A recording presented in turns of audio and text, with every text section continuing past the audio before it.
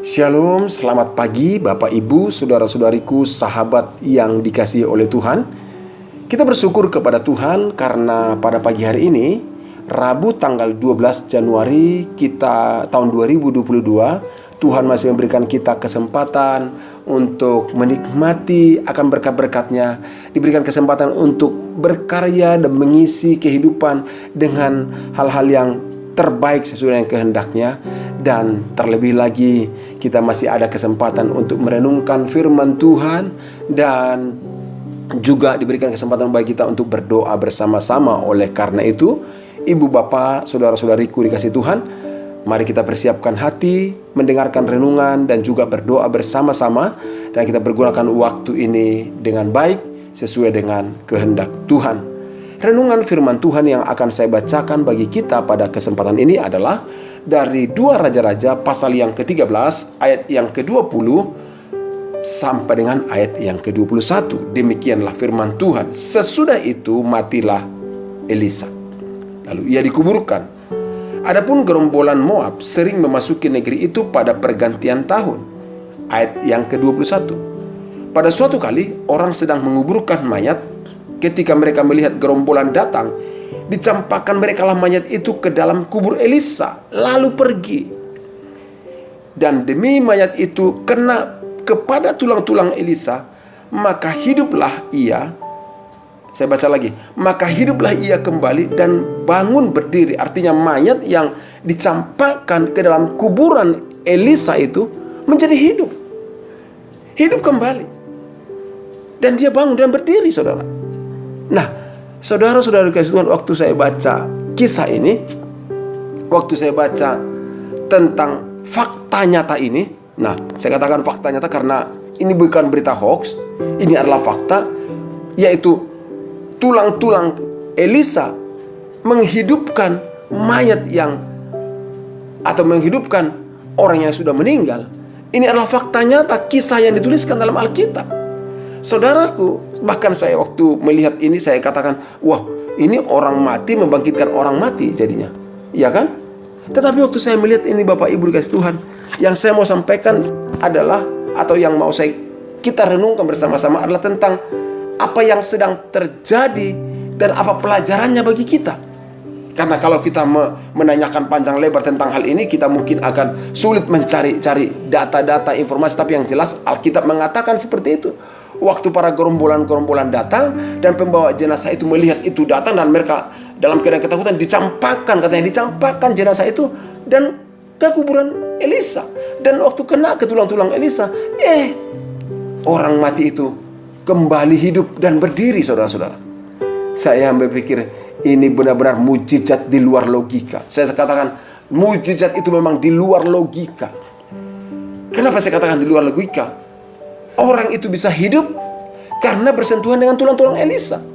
Saudaraku dikasih Tuhan, bukankah itu luar logika? Kenapa saya katakan di luar logika? Karena kisah-kisah sebelumnya dalam Alkitab pun kita belum pernah melihat dan membaca hal seperti itu, belum pernah lihat. Tapi saya mau sampaikan kepada kita, itu fakta, itu realita, bahwa tulang-tulang Elisa menghidupkan orang yang mati itu. Coba Bapak Ibu pikirkan, kalau seandainya, Alkitab tidak mencatat, tapi orang yang sudah meninggal itu kembali tentunya ke rumahnya. Orang-orang yang tadi mengantarkan dia kan kaget. Loh, kamu kok bisa ada di sini? Bukankah kamu sudah kami campakkan di kuburan pada hari yang lalu? Dan mereka tidak mengerti akan hal itu.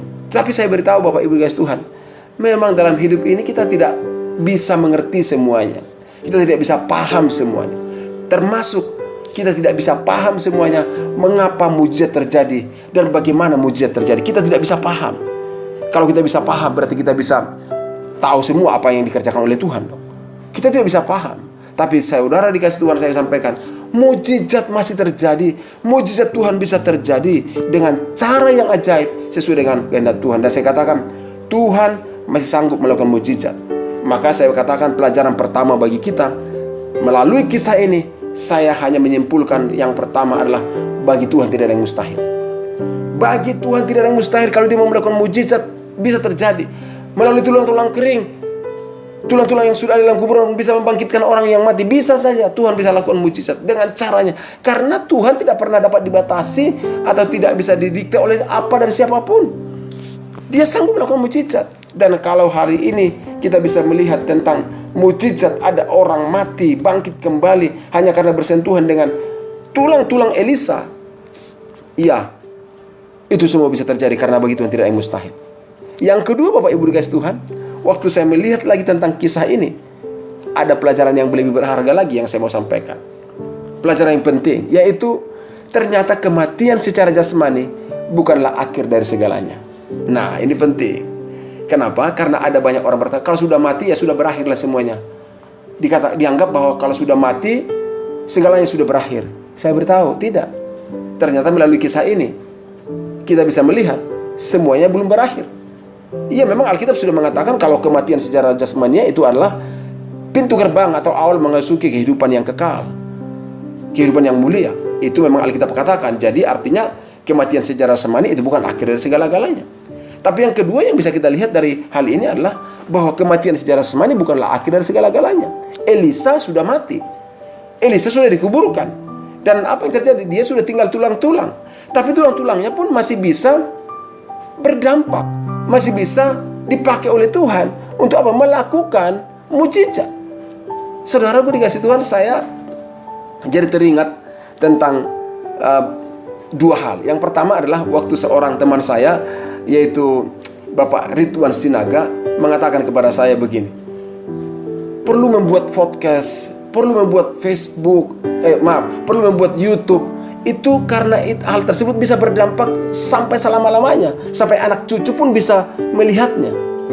Awal-awal saya diajak-ajak atau diarahkan lah saya katakan oleh Pak Ridwan untuk membuat YouTube atau podcast singkat 15 menit seperti ini. Saya memang tertarik, tapi udahlah, nggak bisa lah buat, nggak bisa saya kerjakan lah, begitu pikiran saya. Tapi lama-lama saya pikir, ya juga ya, hidup ini akan berakhir, tapi karya itu tidak akan berakhir. Artinya walaupun orangnya sudah tidak di dunia ini, tapi karya-karyanya itu bisa berdampak bagi orang banyak sampai kapanpun. Itu artinya bahwa orang mati bisa memberkati orang hidup. Kan bisa saya katakan begitu. Kenapa orangnya sudah mati tapi karyanya bisa hidup. Saya ingat lagi yang kedua, Bapak Ibu dikasih Tuhan, tentang, kalau Bapak Ibu tahu tentang pendeta Yeremia Rim.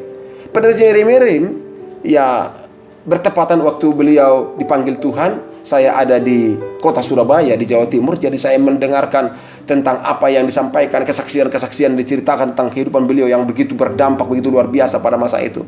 Dan beliau meninggal pada usia sekitar 40, kalau nggak salah 42 tahun kalau nggak salah. Sangat cepat sekali dan semua kita sangat kehilangan pada masa itu. Tapi apa yang terjadi mau saya ceritakan kepada kita adalah sampai hari ini karya-karya beliau, sampai hari ini nilai-nilai kerohanian yang beliau ajarkan sangat berdampak bagi kehidupan banyak orang. Saya pribadi pun mengalami hal yang indah bersama dengan ada kisah yang indah bersama dengan Bapak Yeremia Rim, dan hidup dan perkataan beliau masih berdampak sampai hari ini buat saya, padahal beliau sudah tidak ada.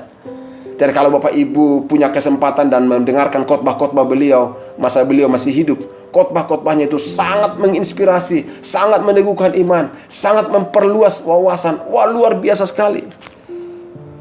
Apa yang saya mau katakan? Iya, beliau sudah tidak ada, tapi karya-karyanya masih bermanfaat. Itulah sebabnya saya katakan bahwa kematian secara jasmani bukanlah akhir dari segala-galanya. Itulah sebabnya, saudaraku dikasih Tuhan, hidup yang Tuhan percayakan kepada kita, Tuhan berikan kepada kita, kita perlu mengisinya secara positif. Sehingga hidup kita ini menjadi hidup yang positif, dan karya kita menjadi karya yang positif dan memberikan dampak yang positif. Kalau kita tahu tentang Elisa, kita tahu selama hidupnya dia adalah hamba Tuhan yang begitu setia, begitu loyal, dan begitu sungguh-sungguh mengasihi dan mencintai Tuhan. Dan ternyata semasa hidupnya dia berdampak. Setelah dia mati pun Tuhan jadikan dia berdampak juga. Tulang-tulangnya pun bisa menghidupkan orang yang mati. Saudaraku dikasih Tuhan, sekali lagi saya katakan, Tuhan sanggup memakai siapapun. Tuhan sanggup. Dan kalau Tuhan bisa memakai, saya katakan, memakai tulang-tulang Elisa membangkitkan orang mati, saya beritahu, Tuhan juga sanggup memakai setiap kita. Siapapun kita, bagaimanapun status sosial kita, bagaimanapun kondisi kita, Tuhan sanggup untuk memakai kita. Jangan pernah pesimis, tapi tetaplah antusias dan optimis, karena Tuhan sanggup memakai setiap orang. Dengan caranya yang ajaib, Dia bisa melakukan mujizat, memakai setiap orang yang mau dipakainya. Saya beritahu, tulang-tulang Elisa pun bisa dipakai oleh Tuhan. Wow, luar biasa sekali. Tapi sekali lagi saya katakan, hidup ini adalah hidup yang kita miliki ini karena anugerah dan berkat Tuhan. Itulah sebabnya sekali lagi saya sampaikan, percayalah, mujizatnya masih terjadi. Dia sanggup melakukan cara yang ajaib. Dan mari kita menjalani kehidupan kita ini menjadi kehidupan yang berdampak positif, bukan hanya untuk hari ini, tapi untuk jangka panjang. Dan saudaraku dikasih Tuhan, jangan sampai kita hanya fokus kepada hidup yang ada di dunia ini saat ini, tapi marilah kita fokus untuk melakukan apa yang terbaik sesuai dengan kehendak Tuhan, supaya itu bisa berdampak bagi kehidupan kita di masa sekarang, bagi kehidupan di saat-saat ini, tapi juga untuk kehidupan di masa yang akan datang. Artinya untuk generasi-generasi selanjutnya ada karya yang kita lakukan di dalam kehidupan kita yang berdampak bagi mereka.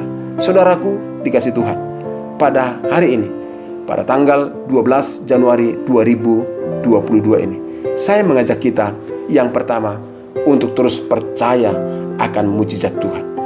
Yang kedua, supaya kita juga terus berkarya secara positif yang berdampak bukan hanya di masa sekarang, tapi untuk masa yang akan datang, bagi generasi kita dan juga bagi kemuliaan nama Tuhan. Saudaraku dikasih Tuhan, karya apa yang kau lakukan? Perkataan apa yang kau mau katakan? Pemberian apa yang kau berikan? Ingat, jika jatah waktu seseorang telah berakhir di dunia ini, namun hal-hal yang dilakukannya dapat terus berbicara dan berakibat bagi orang-orang yang ditinggalkannya. Hari ini pikirkan apa yang akan kita lakukan, apa yang akan Bapak Ibu kerjakan. Kerjakanlah dengan tujuan supaya itu bisa berdampak baik bagi kehidupan, bagi orang-orang di sekitar kita maupun orang-orang yang generasi setelah kita. Karena saya tahu Elisa bisa dipakai Tuhan walaupun hanya tulang-tulangnya saja. Dan saya bertahu dan saya percaya kita pun bisa dipakai Tuhan untuk melakukan perkara-perkara yang baik, yang berdampak jangka panjang. Lakukan hari ini, maka kita akan lihat hal-hal yang terbaik Tuhan lakukan melalui kehidupan kita. Bapak Ibu, hari-hari ini memang masa-masa yang tidak mudah, masa-masa yang sulit. Tapi saya mau katakan, berkaryalah sejauh apa yang bisa kita kerjakan. Dan pastikan karya itu menjadi karya yang positif, karya yang berguna, karya yang berdampak. Dan percayalah, itu akan memberkati banyak orang. Dan terlebih lagi, percaya juga bahwa mujizat Tuhan masih terjadi. Dan dengan cara yang ajaib, Dia sanggup menyatakan pertolongannya bagi setiap kita. Tuhan Yesus memberkati Bapak Ibu dikasih Tuhan. Dan kiranya membawa kita untuk terus mengasihi Tuhan dan melakukan yang terbaik di dalam kehidupan ini. Tuhan Yesus memberkati. Mari kita berdoa. Bapa, dalam nama Yesus, hari ini kami belajar tentang firman Tuhan, merenungkannya tentang bagaimana Tuhan memakai atau melakukan mujizat melalui tulang-tulang Elisa. Ada orang yang meninggal dibangkitkan kembali. Hal itu menjelaskan kepada kami bahwa mujizat-Mu tidak pernah terbatas, kuasa-Mu tidak pernah terbatas. Tuhan, bawa kami untuk mengimani dan mempercayainya, supaya semuanya yang kami alami tidak membuat kami tawar hati, tapi terus percaya bahwa Tuhan sanggup melakukan mujizat. Dan Tuhan tolong juga kami, supaya kehidupan kami ini kami isi dengan hal-hal yang positif, yang bermanfaat, berdampak, sehingga kehidupan yang kami jalani itu tidak kehidupan yang sia-sia, tapi kehidupan yang mendatangkan berkat bagi banyak orang dan mendatangkan kemuliaan bagi nama-Mu. Terima kasih Tuhan. Hari ini hamba berdoa, Tuhan tolonglah setiap saudara-saudaraku yang dalam pergumulan, mungkin ada yang sakit, mungkin ada anggota keluarganya yang sakit, jamah dan sembuhkan dalam nama Yesus Kristus. Sembuhkan dalam nama Yesus Kristus. Dan pergumulan-pergumulan secara ekonomi, Tuhan juga tolong supaya ada pintu jalan keluar, mujizat pertolongan. Mereka bisa mengalami berkat-berkat Tuhan dalam kehidupannya. Terima kasih Bapa, kami mengucap syukur kepadamu di dalam nama Tuhan Yesus Kristus. Haleluya. Amin. Bapak dan Ibu, demikian renungan kita. Jika Bapak Ibu membutuhkan dukungan doa, bisa mengirimkan lewat WA yang ada di nomor WA di podcast ini, dan Bapak Ibu akan kita dukung dalam doa. Tuhan Yesus memberkati. Selamat pagi. Shalom.